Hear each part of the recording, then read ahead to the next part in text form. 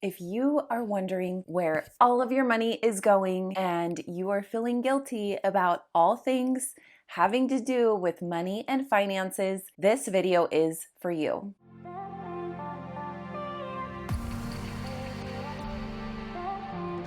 Hi, I'm Mallory. I am a homeschooling mom. I do have a business background, and as part of my degree, I did take a statistics course, a couple of economic courses, a couple of accounting courses, and my background before I stayed home with my kids, I was in human resources and I processed employee payroll and benefits. So I used a lot of math, and so I'm sure all of those things helped me along my journey. But if I'm completely honest, I think what has really helped me learn is my own stupid mistakes when it came to money. So all of that to say, I am just a mom sharing what has helped me in my finance journey. I am neither an accountant nor a financial advisor, but I'm a mom and we live in California. We have 3 kids and we live on one salary, and we've managed to pay off a lot of debt and change our spending habits. So that's what I'm doing today. I'm just sharing my journey with you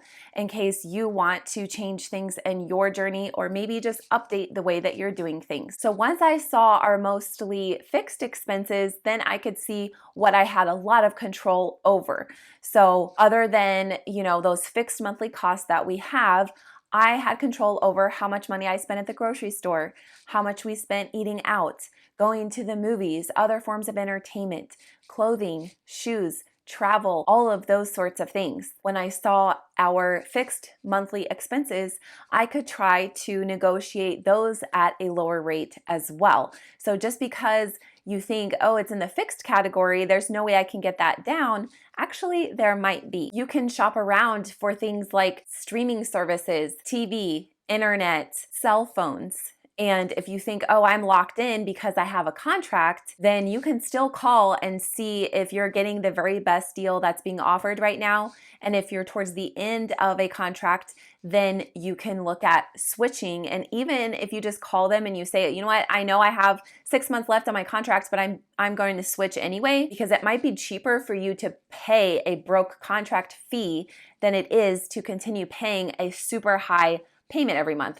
Like, I remember this with DirecTV. You start out with DirecTV, it doesn't seem very high, and then before you know it, by the end of that 24-month contract, you are paying so much money every month for that service. And I was able to lower my Verizon bill by, I believe, like $30. I still have the same amount of data. We still have the same phones and everything. And next, I'm going to go after our internet bill and see if I can attack that. And as far as streaming services go, I saw someone saying that they rotate which streaming services they use. So one month they might use Disney Plus, and the next month they'll use Netflix, and the next month they'll use like HBO Max or whatever it is.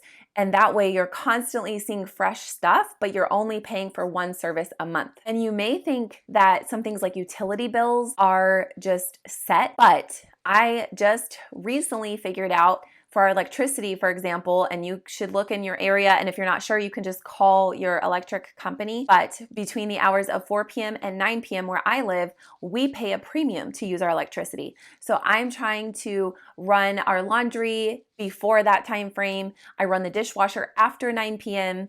and I just try to limit how many lights we're using, so that can help a little bit on our electric bill. And I love using the fireplace. In the winter, we have a gas one, but the gas prices just shot up. So then we saved the fireplace for like Friday nights and Saturday nights instead of doing it every single night. And I love it and I miss it so much.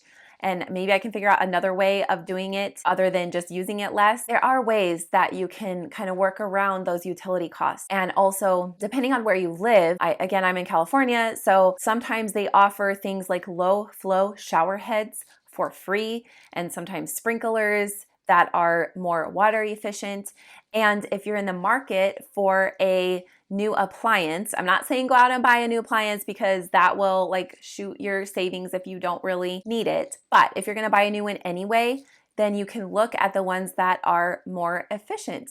So it will help your electric and water bills. And as far as tracking spending goes, I have been using the Every Dollar app, and it's kind of like doing a spreadsheet, but it's a little bit more user friendly. And each month you can just roll over the same budget and then you can just change it, because obviously every month it changes a little bit. But overall, if you have the same income and the same expenses, that's an easy way to do it. If you have fluctuating income, then you can just change the income. It is free to download. If you want to tie it to a bank account, and I believe it can only be a debit card because Dave Ramsey's whole thing is anti-credit card. So I don't believe that that app works with your credit card transactions. But if you would like to tie it to your debit card so that the transactions automatically get put into the app, and then you can just sort them. So if you spent $12.35 at In-N-Out, you can just slide that transaction to your eating out portion of your budget. It saves you from having to input the information directly. Although there is a little bit of a time delay, I've heard, depending on who you bank with. So if you want real live results, then you may be better off inputting the transactions manually. And again, for it to be uploaded automatically, it is a premium service. So that's going to cost a little extra. They do run a deal around Thanksgiving, like for Black Friday, but I've just been using the free version. But I am also looking into a new one called You Need a Budget, and that one may work with credit card transactions. It's an app, but it also works on an iPad, the computer. So if you want to sit down and kind of input everything on a computer, that's easier. But as far as like your everyday spending tracking, maybe you want to use your phone. So you can use both with that one. And they offer a free like 30-day trial. So I think I might try that for a month and see how I like it. And because it does upload the transactions automatically, obviously you're going to pay a little bit for that. But in the long run, if you're saving money because you're tracking your spending, then it's probably worth it. Anyway, I was using this Every Dollar app, and my husband downloaded it on his phone, so we were both able to input things. And some people like to input them immediately or once a day or sometimes once a week. But as long as you're consistent, and doing it once a month is not really consistent, in my opinion, it's better than nothing. How can you stay in budget if you have no idea what you've spent for the last 3 weeks, 4 weeks? It's hard to know what you have left in that particular budget. I was on Netflix one day and I saw a show come up called How to Get Rich. And I thought, that's interesting. If it's about finances, I'm interested. If it's trashy, not interested. It was actually about finances. So I started watching it. I finished the entire series and really liked the guy that did it. So his name is Ramit Sethi. He has this refreshing approach to finances where it doesn't feel like outdated and like a straitjacket. He has really good, solid advice. It's also doable. It feels like, okay, I can do this. And you're kind of easing in to new habits. And with my experience, anytime I've made big changes, if you've seen how I lost 20 pounds after 3 kids, that was a gradual process. It was like one habit that I would change, and then I would get that down, and then I would do another habit change until I got that down, adding one thing at a time because it's manageable and you can stick with the change if it's gradual. And so that is kind of his approach. So then I had to get the book. So I Will Teach You to Be Rich by Ramit Sethi. And it's so good. And I am a big fan of audiobooks, but I will say that having the physical book is worth it because there are scripts in there of how you can negotiate fees with your bank, how you can lower your interest rate with your credit card, and also how to negotiate a raise with your boss. I was really skeptical of the last one because I'm like, how do you approach that with your boss and also like not get fired because you're asking for more money, right? But the way that he does it in the book, it makes a lot of sense and it's worth it to just get the book. He talks about everything. He doesn't like to say budget. He says a conscious spending plan. And his approach is less of tracking every single cent in every single category. Like you want to do that for a couple of months just to see where your money is going. Then he encourages you to target your top 3 spending categories. So he identified his as eating out, traveling and clothing, I believe. And so when each person does that, you can see, okay, what are your top categories of where you can easily overspend? And then going forward, just track those categories all the time. So it's less overwhelming if you don't have to track every single cent. And obviously, if you don't have a top 3 category spending, if you kind of are a blanket overspender, then maybe that wouldn't work for you. But I do kind of like his approach, and he talks a lot about 85%. So just get 85% there. Don't try to strive for 100% perfection, because then it'll be crippling. Just too much information. If it's too hard, you won't do it. So improve most of the way, and it's better than no improvement at all. So in his conscious spending plan, he refers to someone named Richard Jenkins, and he is the former editor-in-chief for MSN Money, and he talked about a 60% solution. The way that works is 60% of your income goes to your basic living expenses that are pretty fixed. So like your rent or your mortgage, your utilities, your food, and then 10% of your money should go to retirement savings, 10% should go to long-term savings, 10% should go to short-term savings or irregular expenses, and then 10% goes to fun money or guilt-free spending. So yes, this can be a challenge, especially if you have several people living off of one income like we do. But I also find a little bit of freedom seeing the percentages so that I know, okay, if I am way off of what I should be spending, or if, okay, yeah, we're okay with that. And in fact, we have the money to put in a savings account. We have this money to put in a retirement account, and I don't have to think, oh, I just put that money away in a retirement, but we might need it later. I think that that was really holding me back from saving more and investing more, is because I thought, okay, well, I need this money. When you see, okay, this is the amount that you can spend and that's it, there's some sort of freedom in there because you're giving yourself a boundary. And then instead of it feeling like a straitjacket, it's kind of fun. So if you're trying to save money, then you can find ways to save money. Then it just becomes a game of, okay, how can I spend less? Can I go without? Can I find a store that offers that thing cheaper? Or can I get creative and make it myself? And by giving yourself boundaries in this too, then you can do things and be present when you're doing them. So if you're going out to eat, you can know, okay, I have the money to spend. I don't have to wonder, am I spending my medical bill money on eating out and I shouldn't be doing this, and then you feel guilty and then you're not present, you're not enjoying it. You can go on vacations and not think about it.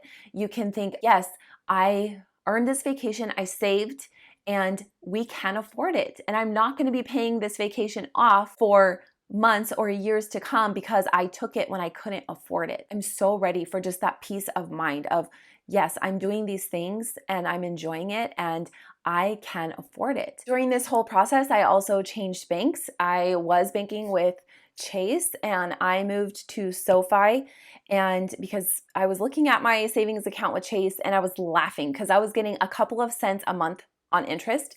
And so I'm like, okay, there's got to be a bank account better out there. So I landed on SoFi. I will leave my link down below. I believe you get like $25 or something if you use the link, and it gives 4.3% interest to my savings account. And the checking account even gives me interest. It gives me 1.2% in my checking account. I just can't believe it because that's like more than double of what I was getting at my savings account at Chase. And they give free checks. They have free overdraft protection. There's no fees. There's no like minimums. But to get the interest rates that I'm talking about, you do have to set up a direct deposit that goes into your bank account.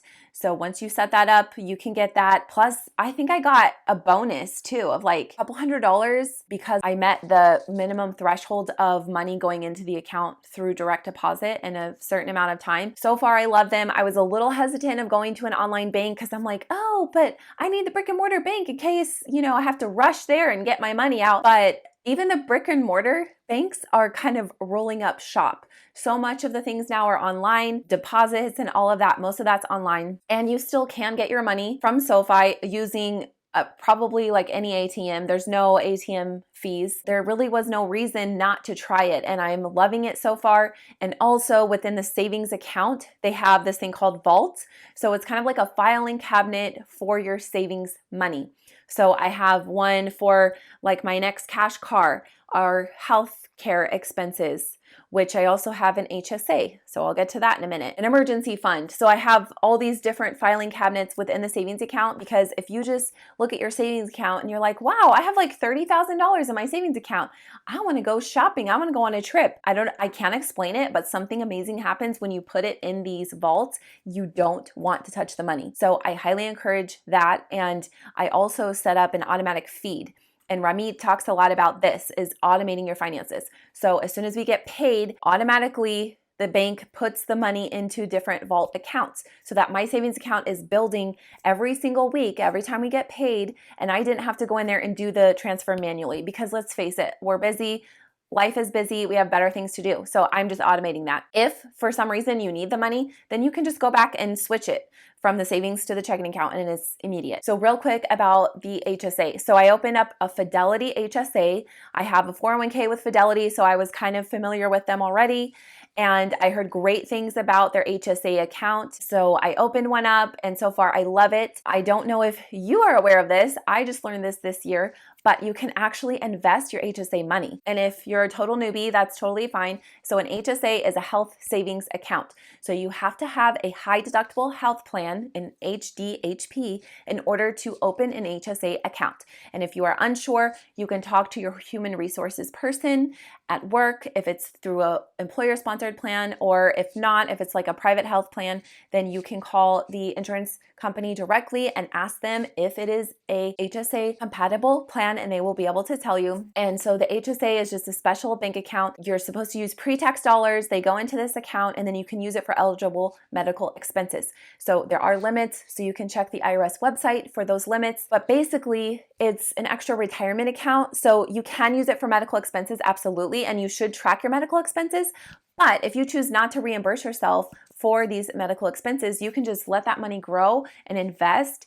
And as long as you have the receipts to back it up, you can withdraw that money tax-free at any time. So it's really a good deal, especially if you have a high deductible plan like us. Anyway, if you guys want to know more about this stuff, I can talk to you more about it. Just let me know in the comments below. I'm going to keep going. So as far as accounts go, I also opened up a Vanguard Roth IRA, and I wasn't sure if I could open up some sort of a retirement since I'm not working outside the home, but you can. You're just using after-tax dollars. But the good thing about using after-tax dollars going into a retirement is that it grows tax-free, and then when you withdraw it, it's tax-free, whereas the 401k is reverse. The 401k uses pre-tax dollars because your employer takes it out of your check before the taxes come out. It grows tax-free, but then when you use the money, you're taxed on it. So the government likes their cut whether it's coming or going, but this way, you're paying taxes on the front end on a lesser amount of money. So anyway, I open that up and I'm contributing to that weekly, and I'm so excited about this. Now I don't have to think like, oh my gosh, I don't have a retirement. I don't have this. I don't have that. I'm not meeting my goals. And it's just incremental. I really like that Remy is like, even if you can only do like $50 a month to put towards your retirement, that is better than nothing. And if you have a good 30 years plus to let it grow, then that is a fantastic place to be in. We just have to start somewhere and start making those steps towards it. And once you have a plan in place with percentages, if you get an unexpected bonus, you get an unexpected check, instead of like, woohoo, I'm going shopping. It's like, no, I'm going to do the same thing I do with my expenses, and any extra income I have, I'm going to do like 30% to savings, 40% to retirement, and maybe I'll spend 30% or something like that, so that I know now, okay, I have a formula. How am I going to do this? It makes me think before I spend on something. I can honestly say I'm actually really excited about my finances for probably the first time ever in my life. And I know this can be a super sensitive topic, but I just wanted to share my journey with you and encourage you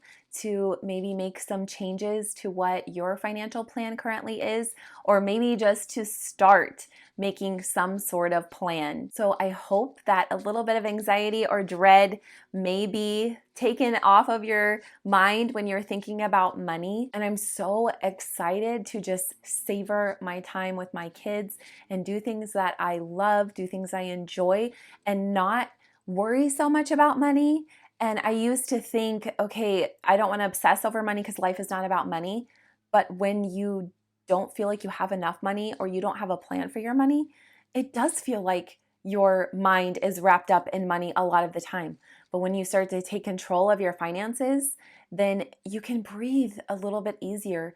And when you automate your finances, you set it and forget it. It's just, you know, your savings is getting fed. You know, your retirement is getting fed. You know, your debt is getting paid off. Then you think less about money. It's kind of funny. And Remy also talks about not obsessing about the stock market. And I am just getting in how to divvy up my IRA. And I think I will revisit my 401k and where my funds are with that and make sure I'm properly diversified.